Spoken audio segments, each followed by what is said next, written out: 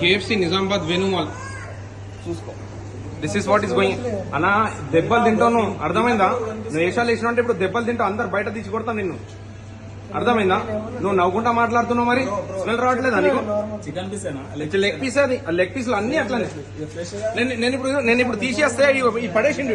ఇద్దరు ఒకటే వచ్చింది. వేషాలు వేస్తున్నావు, గుర్తాపాల్సిందా? లేకపోతే బ్లడ్ అది నాకు తెలియదా? అంటే అట్లా సర్చ్ చేస్తారు అది. అతను కూడా సేమ్ కాదు సమయ బ్రో, సేమ్ బ్యాడ్ స్మెల్, గలీజ్ స్మెల్ వస్తుంది. అది ఎప్పటిది? అది అవి ఫ్రోజన్ చేసిన ఎన్ని సంవత్సరాలది? అరే స్మెల్ వస్తుంది బ్రో.